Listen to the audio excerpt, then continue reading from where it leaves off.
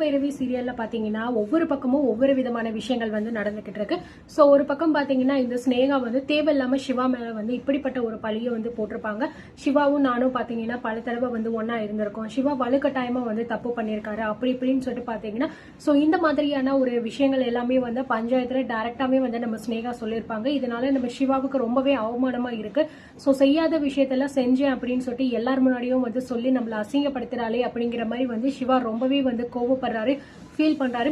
ஆனாலும் வந்து அது எல்லாருமே தாண்டி நம்ம சிந்து பாத்தீங்கன்னா சிவாவுக்கு வந்து ரொம்பவே பக்கபலமா நிக்கிறாங்க. சோ கண்டிப்பா இந்த மாதிரி ஒரு விஷயத்தெல்லாம் நம்ம வந்து டாக்டர் பண்றதுக்கு வாய்ப்பே கிடையாது. இந்த ஸ்னேகா வந்து பொய் சொல்றா அப்படிங்கிற மாதிரி வந்து சொல்றாங்க. அது மட்டும் இல்லாம இந்த மாதிரி இந்த ஸ்னேகா சொன்னது எல்லாமே பொய் அப்படின்னு சொல்லிட்டு வந்து நான் கண்டிப்பா வந்து பஞ்சாயத்து முன்னாடி வந்து நிரூபிப்பேன் அப்படிங்கிற மாதிரியும் வந்து சொல்லிக்கிட்டு இருக்கா. சோ ஸ்னேகா வந்து சொல்ற சிந்து வந்து கண்டிப்பா இந்த மாதிரி நிரூபிக்கணும். அப்படி நிரூபிக்கல அப்படின்னா வந்து டாக்டரை எனக்கு, அதாவது சிவாவை எனக்கு தான் கல்யாணம் பண்ணி கொடுக்கணும் அப்படின்னு சொல்லிட்டு மகா கிட்ட வந்து கேட்கிறேன். ஸோ மகாவும் பாத்தீங்கன்னா அதுக்கு வந்து சம்மதம் சொல்லிடுறாங்க. அண்ட் அது மட்டும் கிடையாது. ஸோ அந்த பஞ்சாயத்து முடிஞ்சதுக்கு அப்புறம் பாத்தீங்கன்னா அந்த ஸ்னேகா வந்து சிந்து கிட்ட சொல்ற, நீ என்ன பண்ணாலும் சரி, என்ன செஞ்சாலும் சரி, நிச்சயமா வந்து நான் சொன்ன விஷயத்த உன்னால வந்து என்னைக்குமே கண்டுபிடிக்கவே முடியாதா. சிவா வந்து எனக்கு தான், சிவாவை நான் தான் கல்யாணம் பண்ணிப்பேன் அப்படிங்கிற மாதிரி வந்து ஸ்னேகா ரொம்பவே திமிரா வந்து பேசிக்கிட்டு இருக்காங்க. ஸோ சிந்து வந்து சொல்றாங்க, நீ நினைக்கிறது எல்லாமே வந்து நடக்கும் அப்படின்னு சொல்லிட்டு கனவு காணாத. டாக்டர் எந்த விதமான தப்பும் பண்ணல, அவர் மேல இப்படி அநியாயமா பழி போட்டிருக்க, உனக்கு இதெல்லாம் வந்து கொஞ்சம் கூட வெக்கமாவே வந்து இல்லையா, நீ எல்லாம் ஒரு பொண்ணு அப்படின்னு சொல்லிட்டு பாத்தீங்கன்னா பயங்கரமா நம்ம சிந்துவும் வந்து திட்டிக்கிட்டு இருக்காங்க. இங்க பாரு சிந்து, இதோட உன்னோட நேரம் எல்லாமே வந்து முடிஞ்சிச்சு. இப்போ உனக்கும் சிவாவுக்கும் டைவர்ஸ் கிடைச்ச உடனே சிவாவை நான் கல்யாணம் பண்ணிட்டு கூட்டிட்டு போயிருவேன். இதுக்கு மேல அவனோட வாழ்க்கையில உன்னை நான் இருக்கவே விட மாட்டேன் அப்படின்னு சொல்லிட்டு பாத்தீங்கன்னா நம்ம ஸ்னேகா வந்து சொல்லிட்டு போயிடுறாங்க. சோ இந்த பக்கம் மகா வந்து இந்த மாதிரி நிரூபிக்கல அப்படின்னா ஸ்னேகாவுக்கு கல்யாணம் பண்ணி வச்சிருன்னு சொல்லியிருந்தாங்க இல்லையா. சோ இந்த விஷயத்தினால நம்ம சிவா மகா மேல ரொம்பவே கோவமா இருக்காங்க. உங்க மனசுல நீங்க என்ன நினைச்சுக்கிட்டு இருக்கீங்க, அந்த ஸ்னேகா என் மேல அவ்வளவு பெரிய பழிய தூக்கி போடுற, நீங்க என்னடான்னா அதை நான் வந்து பண்ணேன் அப்படிங்கிற மாதிரி நீங்க வந்து கல்யாணம் பண்ணி வைக்க போறேன்னு சொல்லிக்கிட்டு இருக்கீங்க, என்னம்மா இது அப்படிங்கிற மாதிரி எல்லாம் வந்து கேட்கும்போது, இங்க பாரு சிவா, உன் நல்லதுக்காக தான் நான் இதெல்லாம் வந்து பண்ணிக்கிட்டு இருக்கேன். நீ இன்னமும் தேவையில்லாம இந்த சிந்துவை வந்து இந்த சிந்து கூட தான் வாழ்வேன், இந்த சிந்து கூட தான் போவேன் அப்படின்னு இவ பின்னாடி சுத்திக்கிட்டு திரிஞ்ச அப்படின்னா உன் வாழ்க்கையே வந்து நாசமாயிரும். அது மட்டும் கிடையாது, நான் சொன்னதுல என்ன தப்பு இருக்கு, என் பிள்ளைக்கு என்ன சரியோ அதை தான் நான் வந்து பண்றேன் அப்படின்னு சொல்லும் போது என் வாழ்க்கையை முடிவெடுக்கிறதுக்கு உங்களுக்கு ஏதா உரிமை இருக்கு அப்படிங்கிற மாதிரி நம்ம சிவா வந்து கேட்டுறாரு.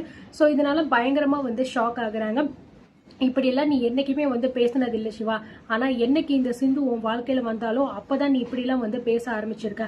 உன் அன்னபூரணி பெரியம்மா சொன்னா நீ என்ன வேணாலும் கேட்பல்ல, நான் சொன்னாதான் நீ கேட்க மாட்ட, ஆனா அவங்களே சொன்னா நீ கேட்டுதானே ஆகணும் அப்படின்னு சொல்லும்போது, பெரியம்மாட்ட என்ன பேசணுமோ அது நான் பேசிக்கிறேன், நீங்க என்ன நினைச்சாலும் சரி அல்லது பெரியம்மா என்ன நினைச்சாலும் சரி, நீங்க நினைக்கிறது இதுக்கப்புறமும் என் வாழ்க்கையில நடக்க போறது கிடையாது, நான் நடத்தவும் விட மாட்டேன்.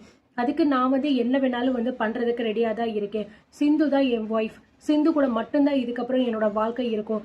எனக்கையும் சிந்துவையும் பிரிச்சு நீங்க எங்களை வந்து ஏதாவது பண்ணணும்னு நினைச்சீங்க அப்படின்னா உங்க ஒருத்தரையுமே நான் வந்து சும்மாவும் விட மாட்டேன், நான் மன்னிக்கவும் மாட்டேன் அப்படிங்கிற மாதிரி வந்து சிவா வந்து ரொம்பவே கட் அண்ட் ரைட்டா வந்து சொல்லிடுறாரு. இதனால மகா பயங்கரமா வந்து ஷாக் ஆகுறாங்க.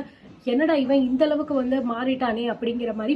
இதுக்கெல்லாம் காரணம் இந்த சிந்து தான். சிவாவை எந்த அளவுக்கு மாத்தி வச்சிருக்கான்னு பாருங்க. இதுக்கு முன்னாடி அவங்க பெரியம்மா என்ன சொன்னாலும் அதுக்கு மறுபேச்சு பேசாத இவன் இப்ப என்னடான்னா அவங்க பெரியம்மாவையே எதிர்த்து பேச ஆரம்பிச்சுட்டான். இவங்க 2 பேரும் வாழ்க்கைக்குள்ள வந்தா யாரையுமே சும்மா விட மாட்டேன்னு சொல்லிக்கிட்டு இருக்கா. இதுக்கெல்லாம் காரணம் இந்த சிந்து தான். நிச்சயமா இதை வந்து அன்னபூரணி அக்கா கிட்ட சொல்லி இதுக்கு நம்ம ஒரு வழி பண்ணாதான் சரிப்பட்டு வரும்.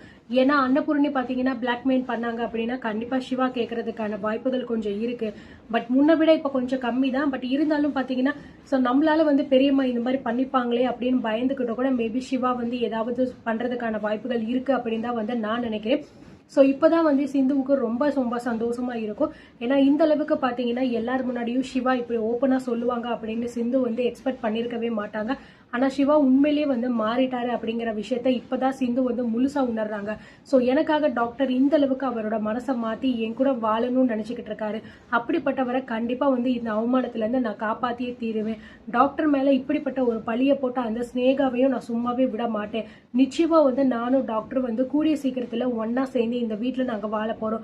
அதே மாதிரி பைரவியையும் ஆறுமுகம் மச்சானையும் சேர்த்து வச்சிடணும் அப்படிங்கிற மாதிரி வந்து சிந்து பலவிதமாக வந்து யோசிச்சுக்கிட்டு இருக்காங்க. ஸோ இதுக்கப்புறம் தான் நிறைய நிறைய விஷயங்கள் வந்து வரப்போகுது. ஸோ அன்னபூரணி இதுக்கப்புறமாவது திருந்த போறாளா இல்லையா? ஏன்னா தான் மகனுக்கு மட்டும் எல்லாத்தையுமே பார்த்து பார்த்து பண்ற இவ சிவா விஷயத்துல பாத்தீங்கன்னா நான் சொல்றது மட்டும்தான் செய்யணும் அப்படிங்கிற மாதிரி ஆர்டர் போட்டுட்டு தெரிஞ்சுக்கிட்டு இருக்கா.